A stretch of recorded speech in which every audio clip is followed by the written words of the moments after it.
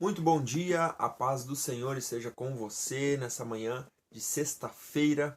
Mais um dia, mais uma manhã, nós podemos estar aqui. Eu agradeço a Deus pela tua vida e eu peço que Deus venha te abençoar nesse dia, que Deus venha te fortalecer com sua graça, te dar um novo ânimo, amém? Que você possa realmente viver aquilo que Deus tem reservado para você nesse dia, tá? Que Deus te abençoe em nome de Jesus. Vamos ler a palavra lá em 2 Coríntios, capítulo 12. E agora nós vamos ler a partir do versículo 11. Aqui Paulo ele demonstra a preocupação que ele tinha em relação à igreja de Corinto. Na verdade, Paulo aqui, nesse trecho que nós vamos ler hoje, ele, de certa forma, ele está um pouco indignado com a igreja de Corinto. Ele não está aceitando algumas atitudes que aquela igreja estava cometendo e por esse motivo, ele, na verdade, ele se explica aqui nesse trecho para a igreja de que ele não estava querendo sugar, né, as forças daquela igreja, ele não estava querendo ser um peso para aquela igreja, mas eles não estavam entendendo isso.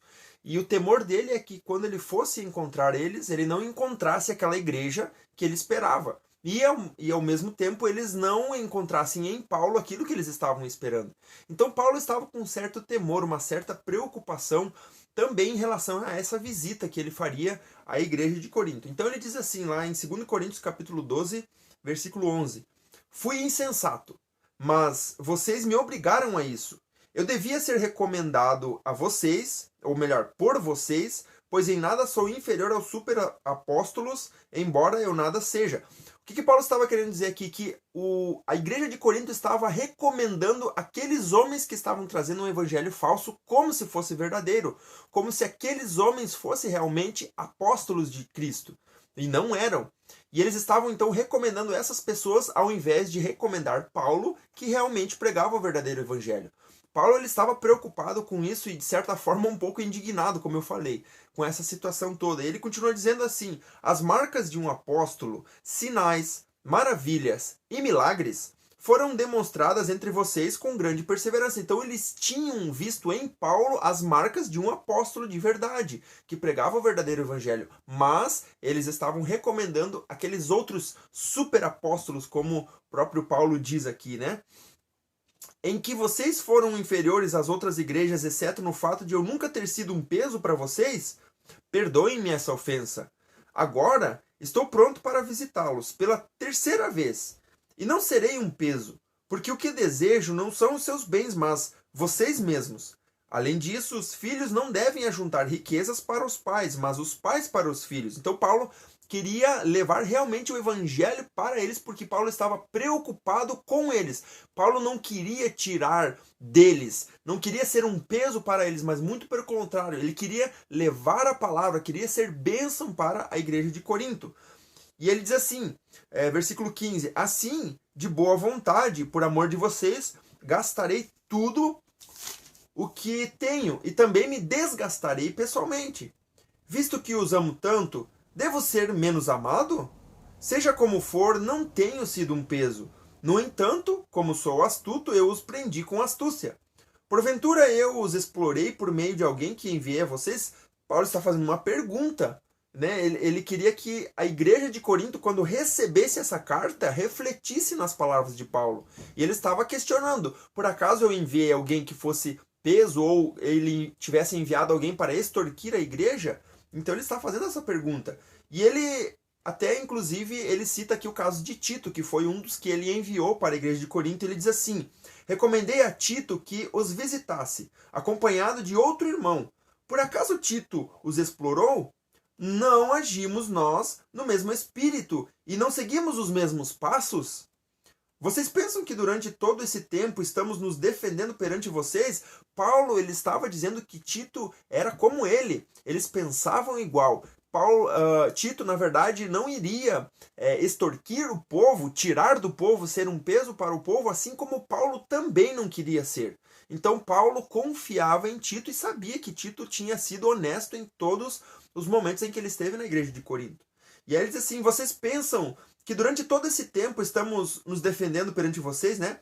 Falamos diante de Deus como alguém que está em Cristo. E tudo o que fazemos, amados irmãos, é para fortalecê-los.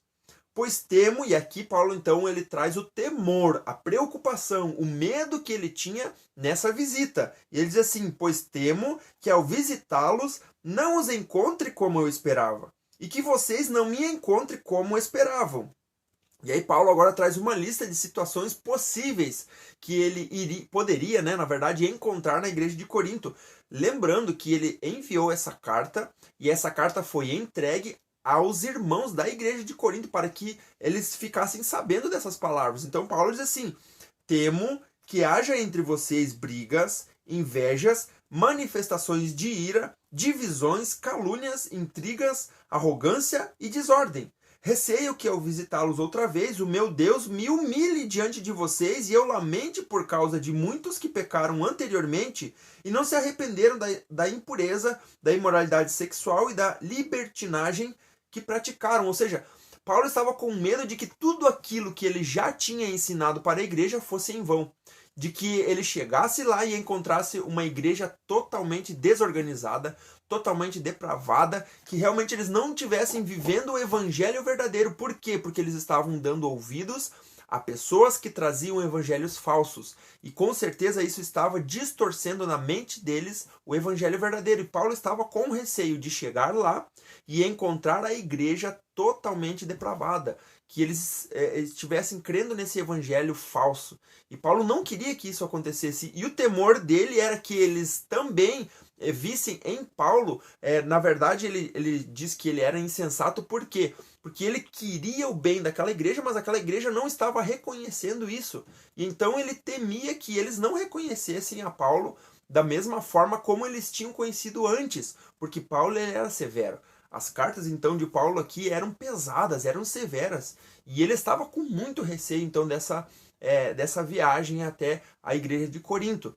E o que fica de lição para mim e para você aqui nessa manhã?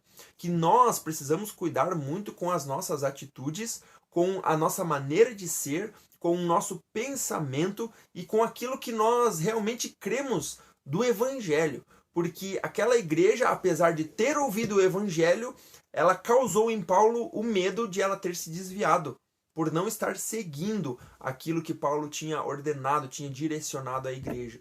Então, que eu e você possamos entender essa realidade. O evangelho é um só. Não existe 2 evangelhos, nem 3 evangelhos, nem 4 evangelhos. Se alguém apresentar para você um evangelho diferente do que esse que está escrito aqui nessa Bíblia, não creia. Você precisa ser criterioso e seletivo com aquilo que você ouve, com as pessoas que você ouve. Se você ouve alguém dizer algo que está contra aquilo que a Bíblia está dizendo, por isso eu abro um parênteses aqui só para trazer algo importante para você. Antes de você ouvir alguém dizer uma frase da Bíblia, pode ser que esteja na Bíblia, mas olhe o contexto daquilo que está escrito, porque se você não observar aquilo que está escrito ao redor daquele texto que está sendo citado, você pode cair numa armadilha. Você precisa ser sábio, você precisa observar aquilo que realmente aquele texto quer dizer. E com certeza você não vai ser enganado, não vai cair por um falso evangelho, tá? Então, que eu e você possamos ter essa perseverança em Cristo, em nome de Jesus. Vamos orar? Agradecemos a Deus por mais esse dia, por mais essa manhã. Que Deus venha te abençoar em nome de Jesus. Se você puder, feche seus olhos comigo. Vamos agradecer ao Senhor. Senhor amado, nós te louvamos nesta manhã de sexta-feira. Mais uma oportunidade, Senhor, mais um dia, mais uma manhã, Pai, nós estamos aqui.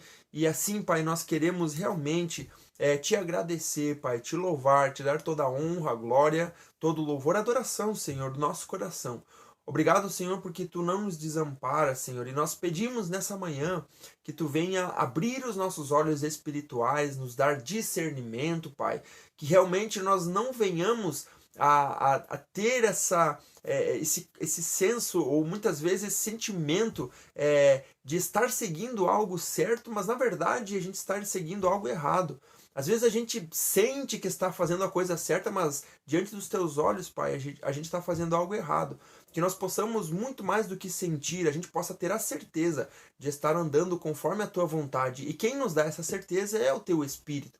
Porque teu Espírito ele nos direciona, e se nós ouvirmos a voz do teu Espírito, estaremos agindo certo. Pai, que Tu nos ajude, que Tu nos dê a Tua graça, Pai, a Tua direção em todos os momentos e que o Teu Espírito Santo tenha liberdade de agir no nosso coração. No nome de Jesus, ó Pai, nós repreendemos agora toda obra de Satanás, toda palavra que vem contrária à Tua vontade, que vem contrária, Senhor, às Tuas próprias palavras que Tu deixou na Bíblia para nós. Pai amado, que toda aquela pessoa, Deus, que muitas vezes vem nos trazer palavras que vão contra a Tua vontade, Pai, que nós não venhamos a dar ouvidos, que nós venhamos a ter no momento certo, Pai, o discernimento, e assim nós não sejamos enganados, ó Pai. E a gente sabe que o diabo usa muitas pessoas, muitas palavras para enganar aqueles que são seus. E nós não queremos ser enganados. Por isso pedimos o Teu cuidado, Pai, sobre a nossa vida e o Teu sangue cubra-nos, Pai amado, em nome de Jesus. Pai, agora eu quero orar por cada pessoa que está comigo. Deus, venha abençoar, venha guardar, venha livrar de todo mal, Senhor. Abençoa cada família aqui representada, Senhor.